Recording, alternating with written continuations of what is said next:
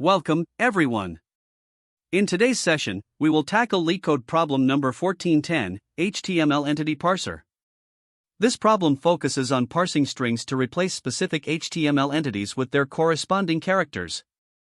We'll explore the challenge, understand the requirements, and work through the solution step by step. Let's dive in. Let's continue. Let's continue. Let's continue. Let's continue. Let's continue.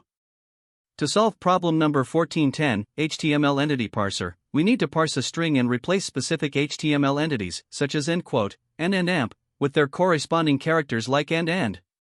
This requires an efficient approach to map predefined entities to their replacements while processing the input string. One approach we could consider is the brute force method, which involves iterative replacement. The idea here is to loop through the string and replace each occurrence of an entity with its corresponding character using string replacement functions like Python's strreplace. While this might seem straightforward, it comes with significant inefficiencies.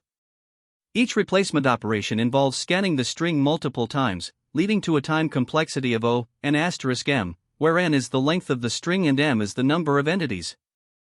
Additionally, the intermediate results take up space, making this method less suitable for large strings or when there are many entities.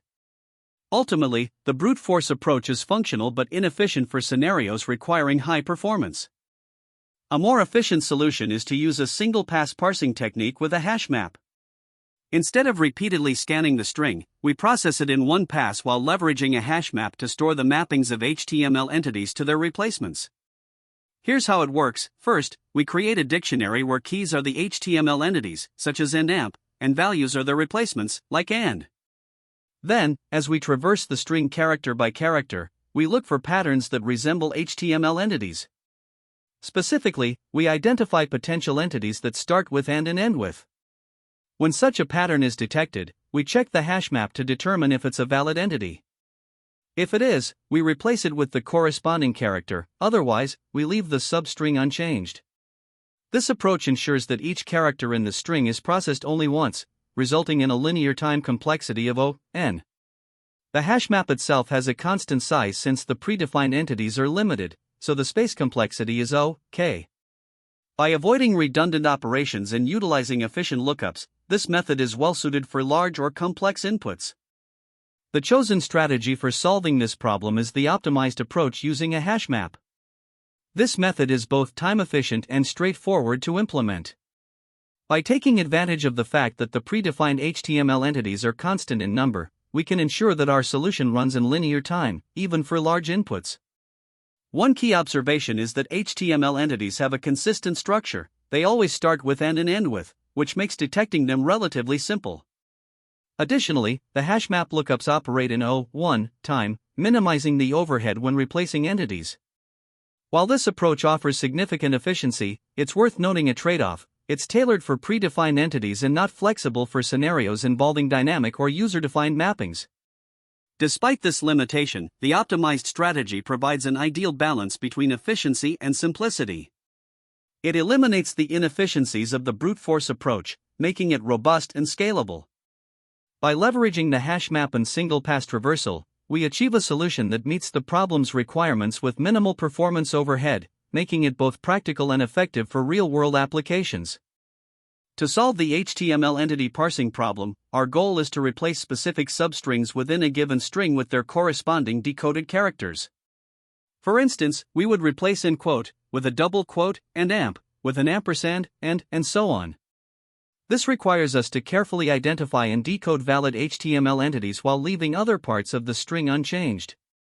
To achieve this, we first need to understand the problem requirements, which involve handling specific entities like NLT for less than and NGT for greater than, as well as managing cases like nfrazl for a //.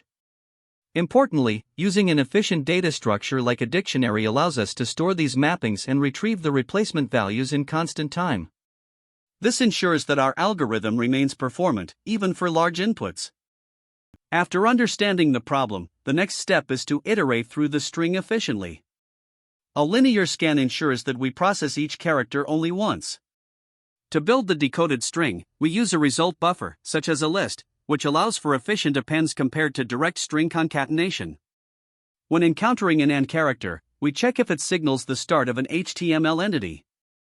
This involves extracting a substring from the current position up to the next, ensuring the substring is no longer than 7 characters, as in phrasal, is the longest valid entity. Using the dictionary, we check if the substring is a valid entity. If it is, we append the corresponding decoded character to the result buffer and skip the processed characters. If the substring is invalid, we simply treat the AND as a regular character and append it. Normal characters, on the other hand, are directly appended to the result buffer.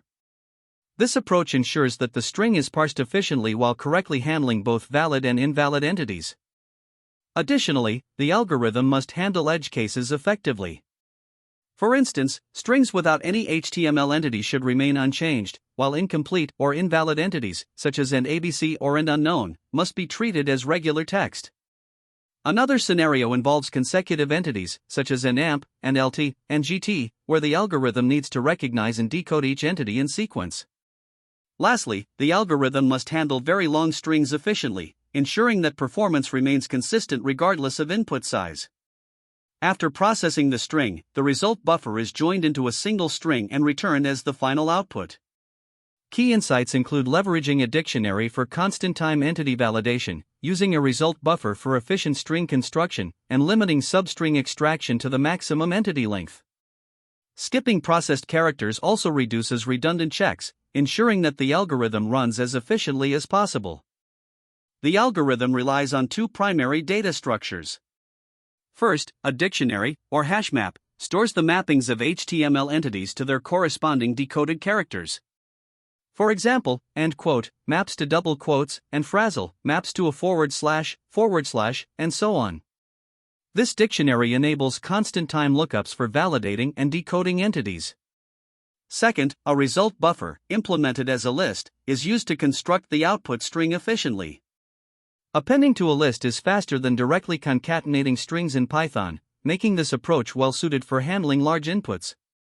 Once the string has been fully processed, the list is joined into a single string, which significantly reduces the overhead compared to repeated concatenation.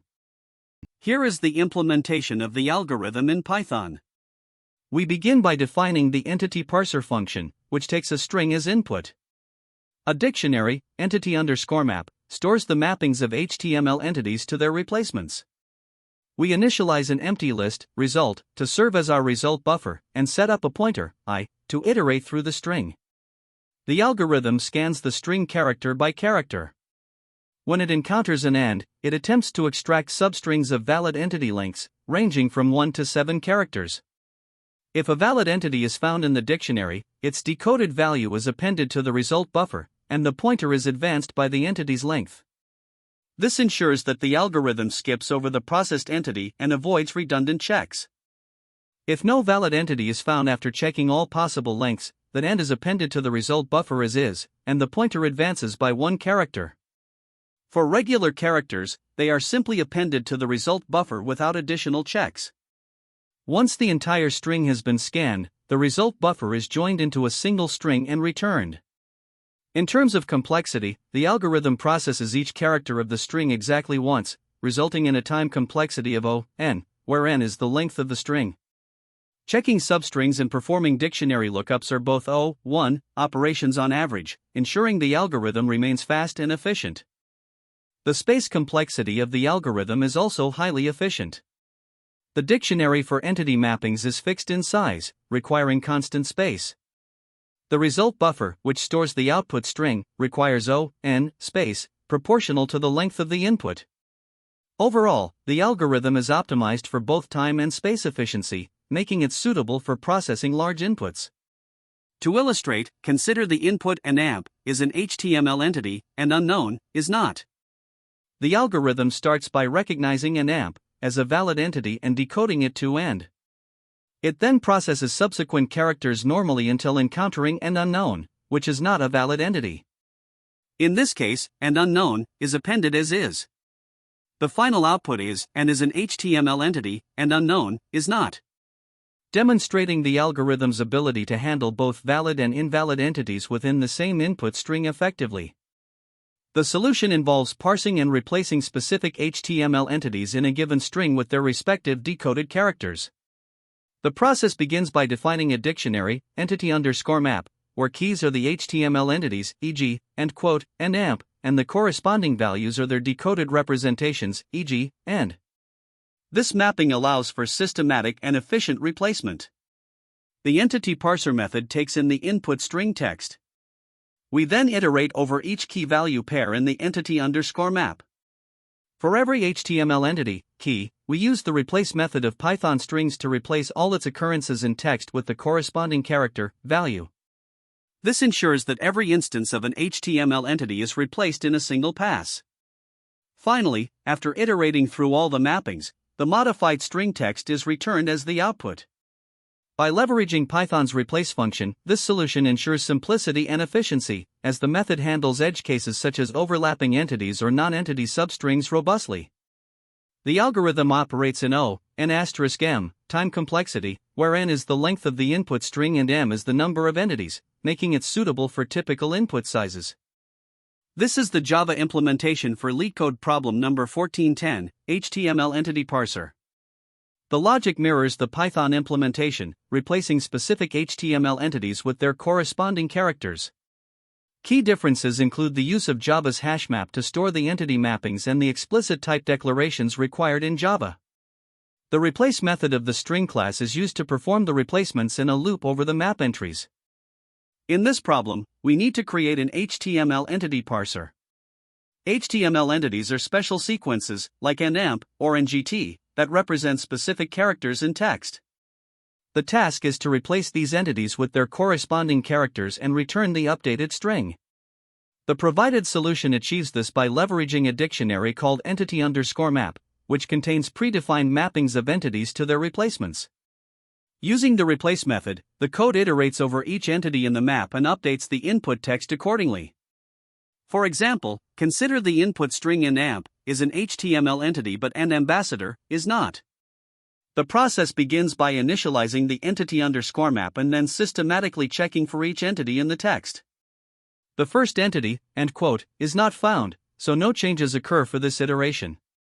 The next entity, and oppos, is also absent from the text, so once again, no changes are made. However, when processing an amp, the code detects it and replaces it with the corresponding character, and.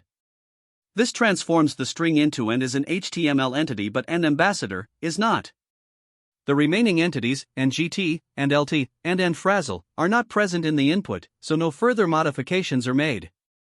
The final output of this example is the string and is an HTML entity but an ambassador is not. This demonstrates the systematic approach of the solution, where each entity is checked and replaced step by step. Now, let's look at a slightly more complex example, where the input string is an LT, div and GT, hello end quote, world end quote, and LT/div and GT. The process begins with the same entity_map. The first entity to be processed is end quote, which is found twice in the text. Each occurrence is replaced with a double quote, resulting in the intermediate string and LT, div and GT, hello world and LT/div and GT. The next entity, and oppos, is not present, so no changes are made. Similarly, and amp is absent and skipped. However, when processing NLT, the code replaces it with, and then NGT is replaced with. These changes update the string to div hello world/div. By the end of this process, all entities have been replaced, and the final output is div hello world/div. In the third example, the input string is stay and GT, go and frazzle, stay. The entity_map is initialized once again, and the code begins processing the entities. The first relevant entity, NGT, is found and replaced with, resulting in the intermediate string stay go and frazzle, stay. Next, and frazzle is detected and replaced with /, updating the string to stay go/stay. None of the other entities, like end quote, and oppos, or and amp, are present in this input, so no additional changes are made. The final parsed output for this example is stay go/stay. This further illustrates the systematic approach of iterating through the mappings and applying replacements where necessary. To summarize, this solution relies on a predefined mapping of HTML entities to their corresponding characters, which is stored in the entity_map dictionary. By iterating through this mapping and using the replace method, the code efficiently replaces entities in the input string. This approach is well suited for the limited set of entities specified in the problem, and it ensures that each replacement is performed in a clear and systematic manner.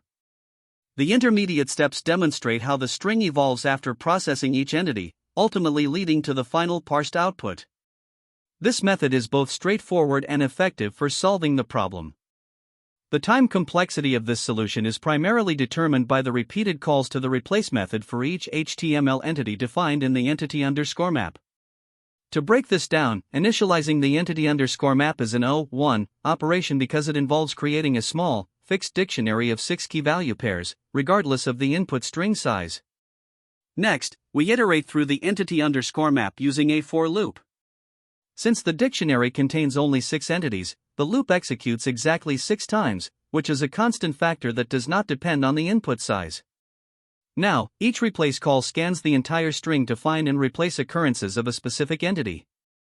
This operation takes n time for a string of length n. Even in cases where no replacements are needed, the method still scans the entire string. Since replace is called 6 times, once for each entity, the total time complexity becomes 6 n, which simplifies to n. This linear complexity directly depends on the length of the input string, making the solution efficient relative to the input size.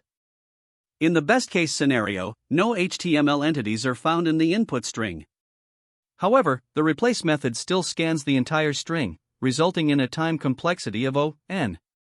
In the worst-case scenario, every character in the string is part of an HTML entity. Even in such cases, the time complexity remains n, because the replace method processes the string in a linear fashion, and the constant factor of 6 calls does not affect the overall asymptotic complexity.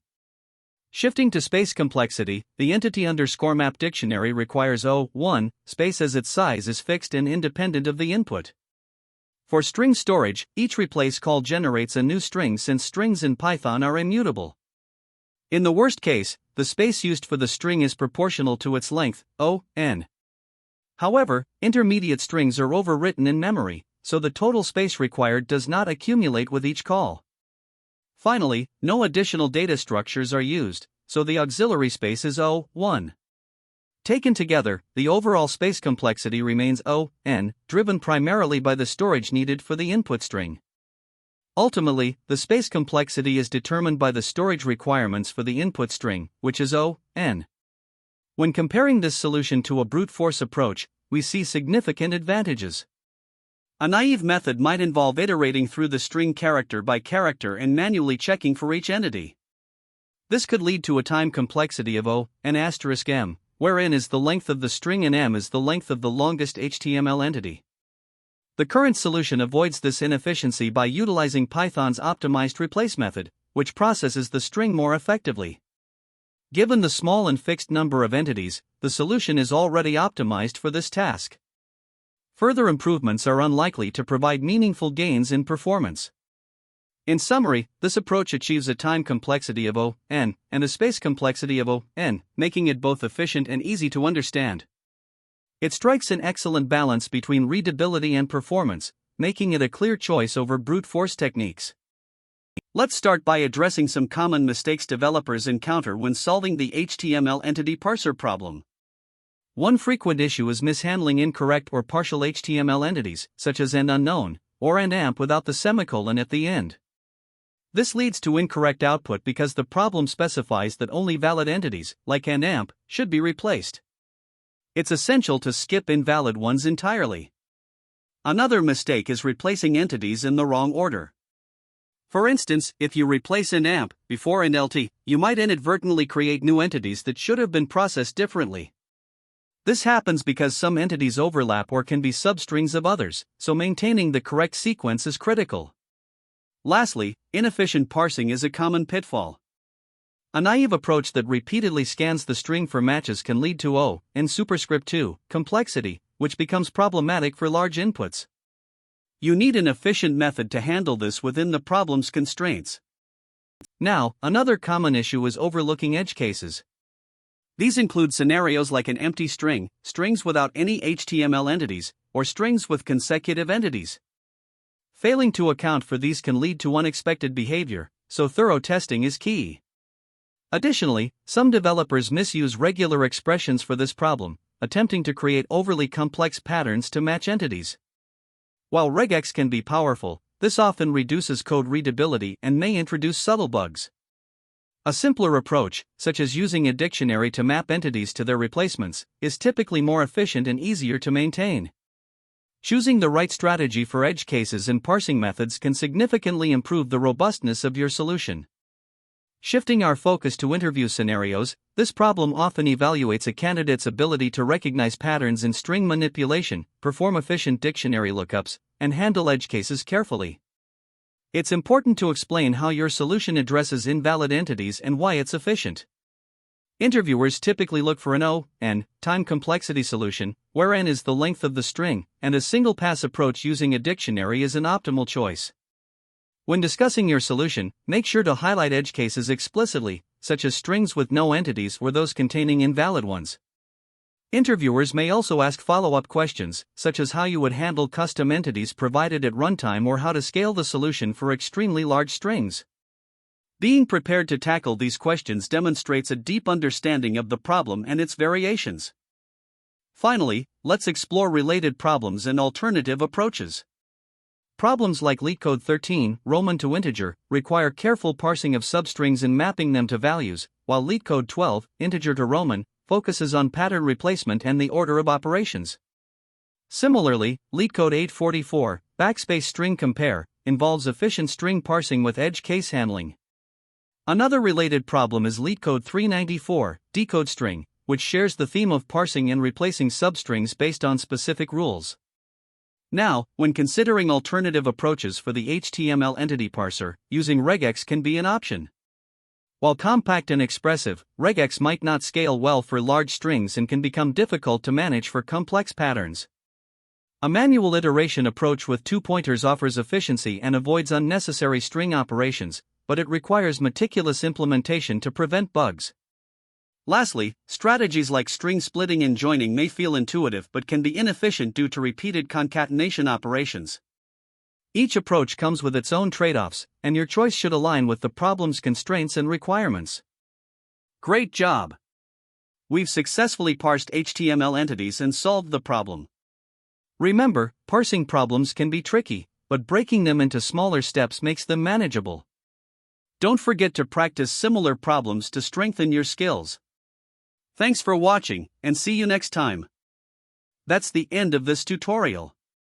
I hope you found this explanation helpful for understanding the solution to this LeetCode problem. If you enjoyed this content, please consider subscribing to the channel for more coding tutorials and solutions. Feel free to leave a like if this video helped you, and don't hesitate to comment with any questions you might have. Thanks for watching, and happy coding!